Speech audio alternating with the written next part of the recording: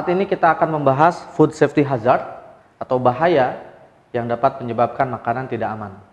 Akan saya jelaskan apa-apa saja jenis bahaya yang dapat menyebabkan makanan menjadi tidak aman untuk dikonsumsi oleh manusia.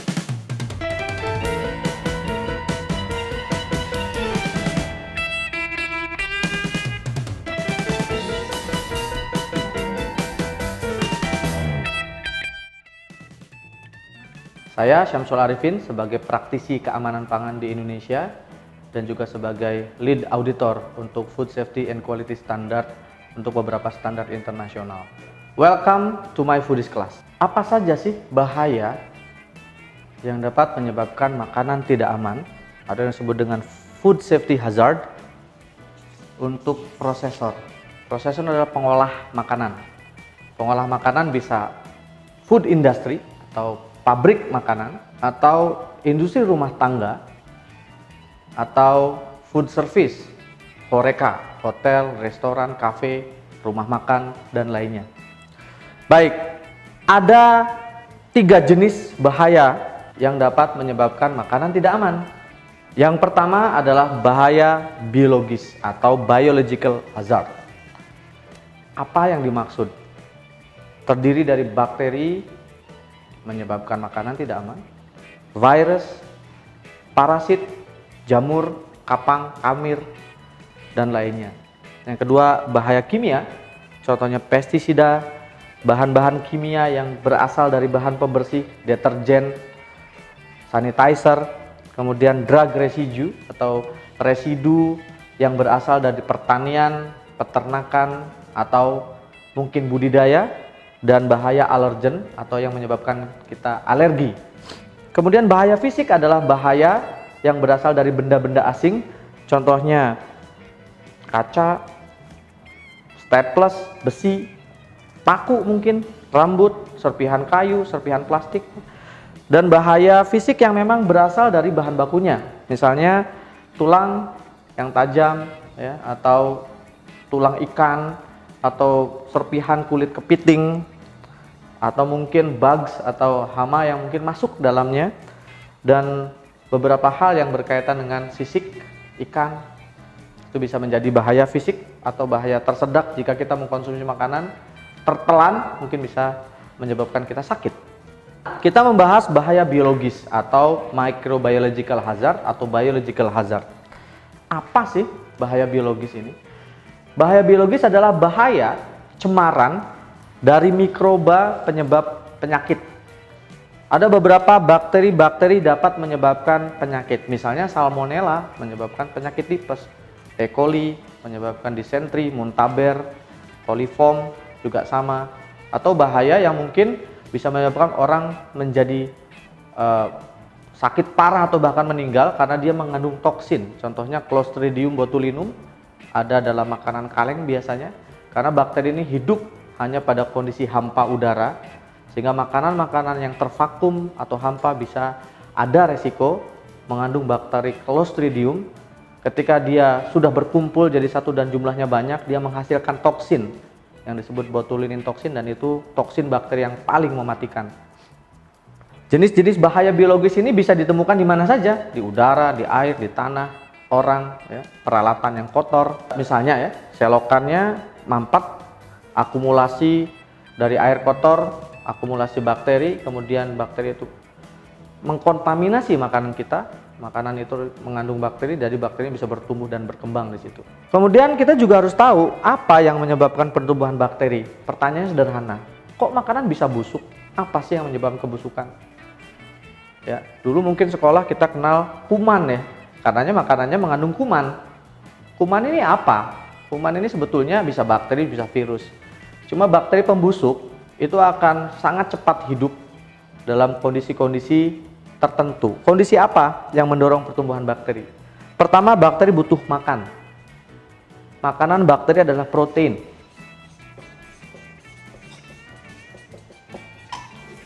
Bahan makanan yang mengandung protein tinggi pasti lebih cepat busuk dibandingkan yang proteinnya rendah atau kecil.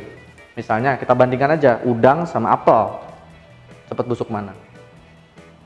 Apel pak, karena dimakan sama adik saya. Pasti udang. ya, karena udang mengandung protein yang tinggi. Kemudian bakteri juga hidup jika kadar keasaman atau pH, ya, pH-nya sesuai dengan hidup dia. pH 4 sampai 7 merupakan pH optimum bakteri tumbuh. pH ini adalah berkaitan dengan keasaman makanan. Semakin asam makanan tersebut, semakin rendah pH-nya.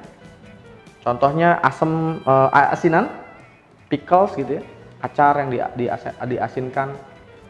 Nah, itu biasanya lebih awet, lebih tahan lama karena asamnya rendah di bawah 4. Bakteri tumbuh sama seperti kita. Kita bisa tumbuh berkembang dalam suhu normal, suhu ruang. Sehingga ketika udang tidak didinginkan atau disimpan dalam suhu dingin, dibiarkan dalam suhu ruang 30-40 derajat, maka dia akan lebih cepat busuk dibandingkan udang disimpan dalam suhu dingin. Berkaitan dengan waktu, semakin lama makanan tersebut berada dalam suhu normal, maka semakin cepat dia busuk. Kemudian oksigen, bakteri butuh oksigen untuk dia hidup. Sehingga produk-produk makanan untuk memperpanjang umur simpan biasanya divakum, ya. Tetapi ada hal yang harus diperhatikan ketika produk kita juga divakum atau kemudian dikemas dalam kondisi hampa, karena suhunya harus dijaga serendah mungkin supaya ketika dikonsumsi tidak menimbulkan toksin bakteri. Dan terakhir adalah moisture. Moisture adalah kadar air.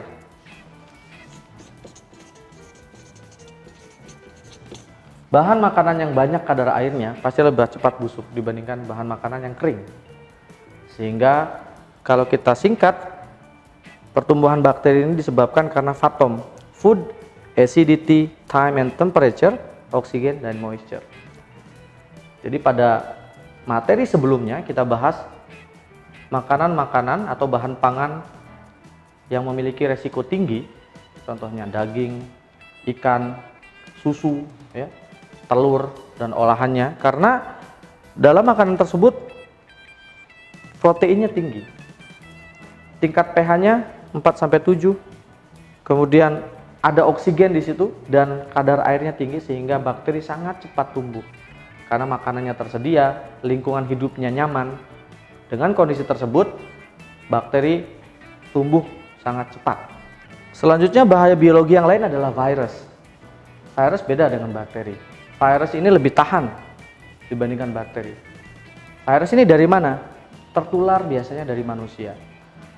Bahan makanan yang paling sering tertular adalah bahan makanan yang diolah karena pengolahnya atau orang yang mengolahnya sakit. Biasanya kena hepatitis.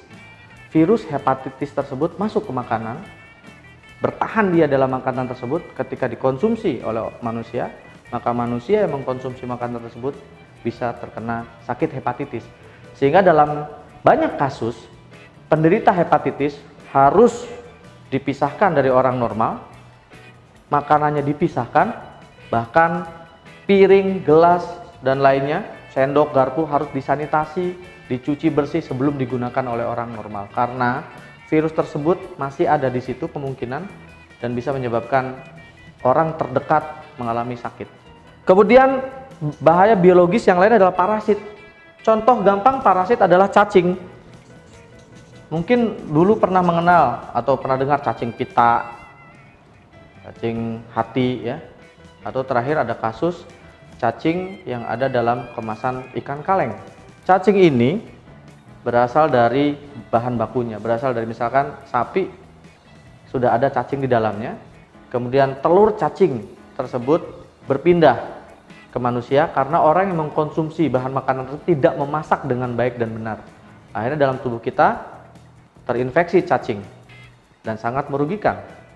Bahkan di beberapa kasus cacingnya sangat banyak sehingga orang tersebut bisa harus dioperasi untuk menghilangkan jejak atau resiko dari cacing tersebut.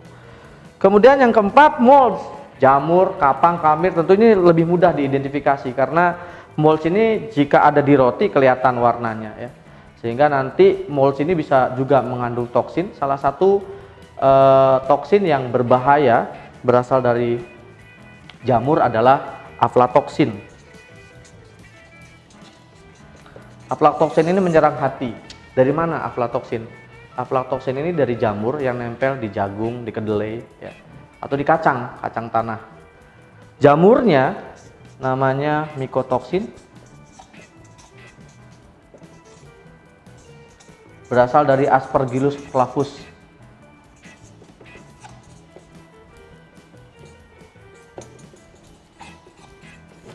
Jamurnya berasal dari Aspergillus flavus. Ini adalah salah satu jenis jamur yang menghasilkan toksin namanya mycotoxin. Toksin mycotoxin ini macam-macam, tapi yang paling berbahaya adalah aflatoksin. Apa resikonya ke manusia? Akumulasi gangguan hati. Di Indonesia kasus gangguan hati cukup banyak, dan kebanyakan karena mengkonsumsi kacang-kacangan yang sudah terkontaminasi atau mengandung Aspergillus flavus. Kita tidak bisa menghindari itu karena kita di Indonesia semuanya serba kacang. Makan ketoprak pakai kacang, makan gado-gado pakai kacang, beli siomay pakai kacang. Nah, kita nggak tahu kacang yang dipakai sama tukang siomay itu kacangnya bersih apa ada jamurnya. Mungkin pada saat membeli kacangnya sudah kotor dikit, tapi dia pikir, oh nanti kan digoreng, setelah digoreng nanti direndos, diulek-ulek gitu ya, sehingga dipikir aman. Padahal mungkin Aspergillusnya mati, jamurnya mati, tapi racunnya sudah ada di situ. Dan racun ini tidak bisa hilang karena pemanasan, dikeringkan, enggak, dia udah ada di situ. Jadi hati-hati dalam hal ini, karena kemungkinan kalau sudah mengandung racun, makanannya sudah tidak bisa lagi dikonsumsi. Jadi ini yang disebut dengan biological hazard, ada bakteri, virus, parasit, dan jamur atau molds. Selanjutnya bahaya kimia. Apa aja sih yang termasuk dalam bahaya kimia? Macam-macam ya, karena isu bahaya kimia ini sebetulnya dekat dengan kehidupan sehari-hari. Contoh gampangnya, bahaya kimia adalah pembersih dari bahan kimia. Ini bisa deterjen, bisa sanitizer. Ketika kita mencuci piring, sisa sabun yang tidak hilang pada saat membilas itu masuk dalam kategori bahaya kimia. Selanjutnya piring tersebut kita pakai untuk makan, sisa sabunnya tertelan, termakan oleh manusia secara tidak sengaja, bisa jadi masalah. Ada lagi yang disebut dengan pestisida. Umumnya pestisida ini berasal dari makanan yang berbasis pertanian, sayur, buah, dan lainnya. Kenapa kok ada pestisida? Pada saat tanaman tersebut atau bahan baku tersebut ditanam, disemprot pestisida yang tujuannya adalah menghilangkan hama. Nah, pestisidanya ini setelah disemprot nempel dalam bahan makanan tersebut. Contohnya mungkin di sayur, nempel di sayur, sayurnya dipanen, dikirim ke pasar, dibeli oleh ibu-ibu, kemudian tanpa dicuci dahulu, pestisidanya masih ada nempel di situ. Nah, ini yang sering terjadi. Pestisida ini banyak sekali jenisnya, ya. Dan hal-hal yang berkaitan dengan pestisida ini Anda perlu tahu bahwa hampir semua sayuran, apapun jenisnya, itu pasti menggunakan pestisida. Logam berat. Apa logam berat? Logam berat ini bukan berarti logam yang berat, bukan. Ini adalah heavy metal. Heavy metal, senyawa kimia yang memang sudah ada di alam.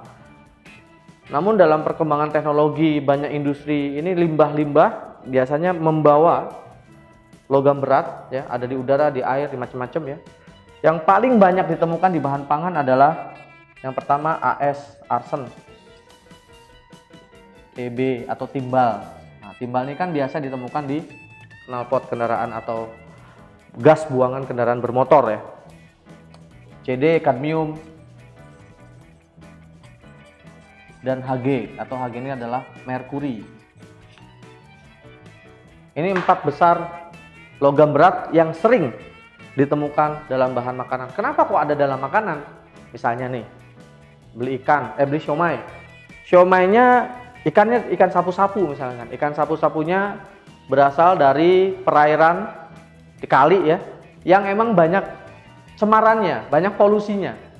Ikannya sih nggak sakit, tapi ikannya itu udah nyimpan heavy metal di dalamnya, terutama merkuri. Ketika ikan sapu-sapu tersebut dipreparasi, dibuatlah somai, somainya dimakan sama kita, maka heavy metalnya ikut tuh. Tiba-tiba seseorang dinyatakan kena kanker hati atau kanker usus. Mungkin heavy metalnya nyangkut di situ, berakumulasi terus-menerus bertahun-tahun, sehingga menyebabkan penyakit. Kemudian bahaya kimia yang lain adalah plasticizer.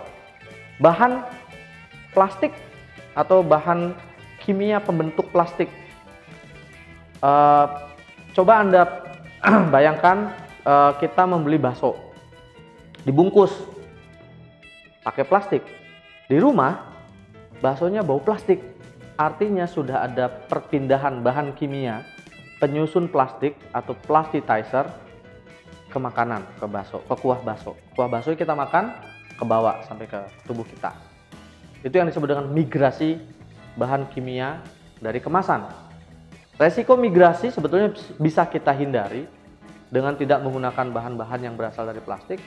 Misalkan kita beli bakso pakai rantang, itu lebih aman, atau pakai mangkok bawa sendiri gitu ya. Memang ribet tapi lebih safe gitu ya. Kemudian bahaya kimia yang lain adalah residu dari peternakan.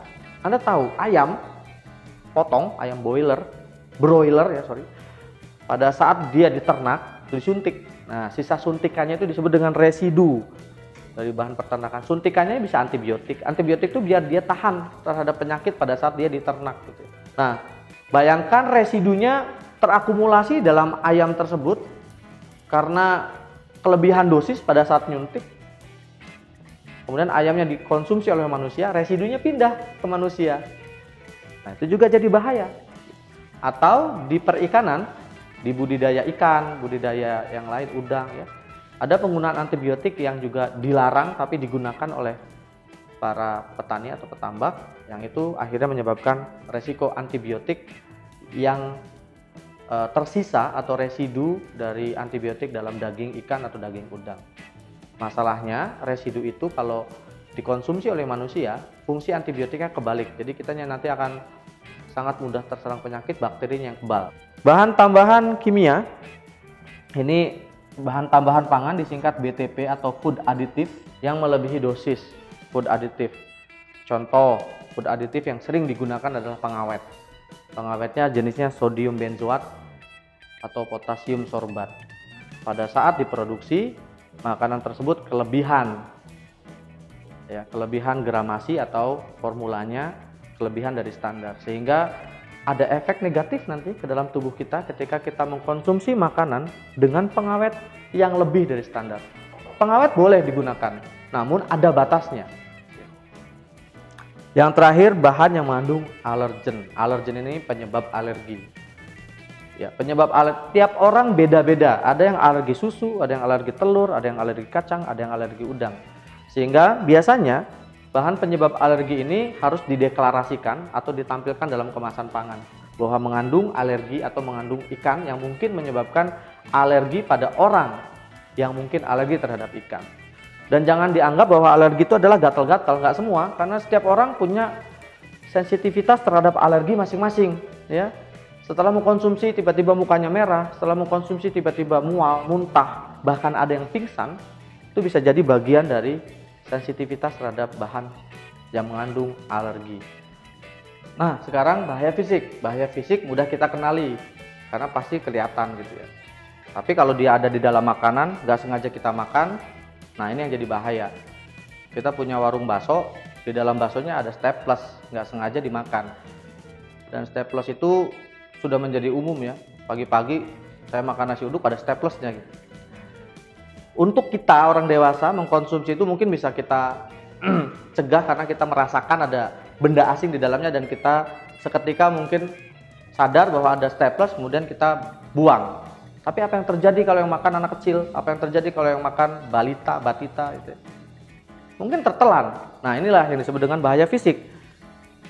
Rambut bisa jadi bahaya fisik karena dalam rambut mungkin banyak bakteri juga. Kemudian ada beberapa orang yang jijik kalau ada makanan ada rambutnya. Ya, ini tergantung persepsi juga. Bagi sebagian orang Indonesia ada rambutnya nggak ada masalah gitu ya. Ada rambutnya, diambil rambutnya, keriting, dibuang, makan lagi gitu. Tapi beda bagi mungkin kalangan tertentu, misalnya di Eropa, di Amerika. Karena ketika ada rambutnya, yang dia permasalahkan bukan bahaya fisiknya, tapi nafsu makannya hilang katanya. Kita nggak beli, kita bisa beli makanan harga mahal di restoran fancy kelas gitu ya. Tapi apa yang terjadi kalau ada rambutnya kemudian nafsu makannya hilang? Tidak bisa diganti dengan materi gitu. Karena nafsu makannya yang hilang. Nah ini bahaya rambut Pak, sederhana kan rambut iya, tapi bagi sebagian orang itu bukan merupakan sesuatu yang hal yang wajar. Karena kita beli makanan bukan beli rambut katanya. Pecahan batu, nah ini sering ya pecahan batu. Beras terutama ya, kita makan di warteg tiba-tiba sesuatu terjadi dengan gigi kita. Bahkan mungkin bisa jadi bikin giginya rontok. Untung nggak ketelan, kalau ketelan mungkin bisa jadi bahaya kalau batunya gede. Serpihan logam, kaca, nah ini kaca, ini resikonya gede banget nih ya. Maka di pabrik ini harus dikendalikan kaca, karena kalau serpihan kaca kecil nggak kelihatan gitu ya. Begitu kita makan langsung berdarah bisa jadi. Serpihan kayu yang tajam, sisa plastik ya.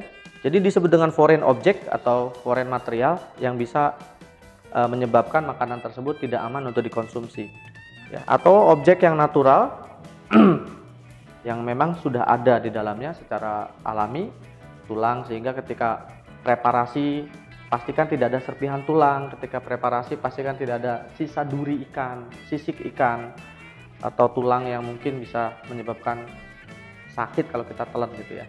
Jadi itulah sekilas bahaya-bahaya yang ada dalam makanan, biologi, kimia, fisika yang dapat menyebabkan pangan tidak aman untuk dikonsumsi. Bahaya itu bersumber dari seluruh rantai proses makanan, dari mulai produksi bahan baku, penyimpanan, pengolahan, distribusi sampai dengan disajikan. Contoh, produksi bahan baku, penggunaan pestisida berlebihan. Mungkin masuk. Penggunaan antibiotik pada bahan ternak atau budidaya. Setelah bahan baku tersebut dipanen atau diangkat dari pertanian atau perikanan, kemudian disimpan. Ketika disimpan penanganannya tidak baik, dia muncul mungkin jamur, mungkin bakteri masuk selama penyimpanan. Contohnya ikan, nelayan melaut bawa ikan pulang, ikannya kemudian disimpan tanpa pendingin begitu saja, bakteri tumbuh karena bakteri tumbuh sangat cepat pada suhu normal. Pada saat penyimpanan, karena disimpannya di lantai, gudangnya lembab, tumbuh jamur. Jamurnya terakumulasi banyak, timbul toksin nanti. Toksinnya namanya aflatoksin yang tadi saya jelaskan. Selama pengolahan, ini orangnya sakit yang olah. Bisa jadi ada kontaminasi dari pekerja. Atau mungkin dari peralatan yang kotor.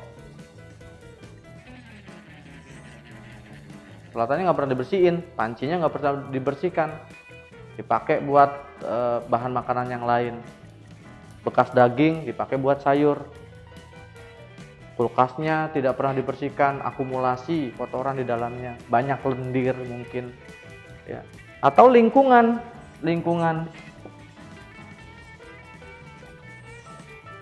fasilitas pengolahannya tidak baik, lantainya pecah-pecah, banyak air tergenang di situ, bau menyengat, plafonnya rusak, dindingnya pada pecah, catnya pada kelupas, atau mungkin meja peralatan yang lainnya berkarat ya. Bisa aja di dalam makanan tersebut kita olah jatuh sesuatu dari atas mungkin ya, atau mungkin kontaminasi lantainya kita siram pakai jet pump atau pakai selang dengan tekanan tinggi, airnya splashing water, nyiprat ke makanan, kontaminasi lagi. Jadi di sini mungkin perlu perhatian. Setelah makanan tersebut siap untuk dijual, kemudian didistribusikan, selama distribusi pun masih mungkin mengalami masalah.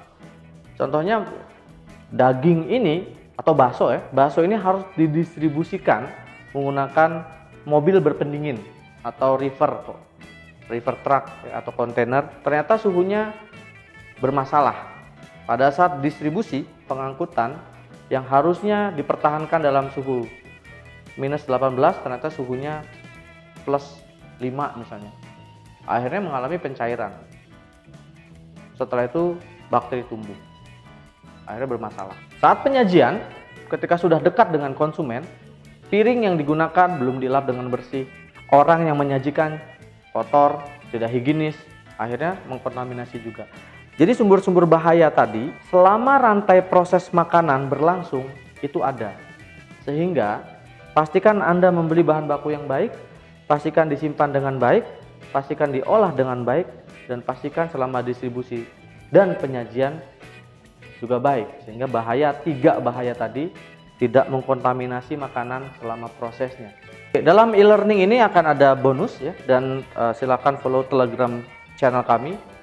Ada video edukasi dan artikel yang akan kami update, termasuk nanti ada beberapa regulasi-regulasi yang berkaitan dengan keamanan pangan yang dijadikan sebagai acuan pada saat nanti kita memproduksi makanan. Dan akan ada PDF file ya terkait food safety hazard dan pengendaliannya. Setelah Anda mengetahui bahaya keamanan pangan, fisika, mikrobiologi, dan kimia, kesimpulannya adalah 3 bahaya tersebut ada di mana-mana. Bisa berasal dari bahan baku, bisa berasal dari pengolahan, penyimpanan, distribusi, dan penyajian. Maka diharapkan waspada dalam setiap rantai proses. Dan harapan saya, setelah Anda mengetahui resiko-resiko bahaya tersebut, Anda menjadi lebih aware dan memiliki concern, fokus untuk mencegah resiko ini terjadi. Saya Samsul Arifin, thanks for watching my foodies class.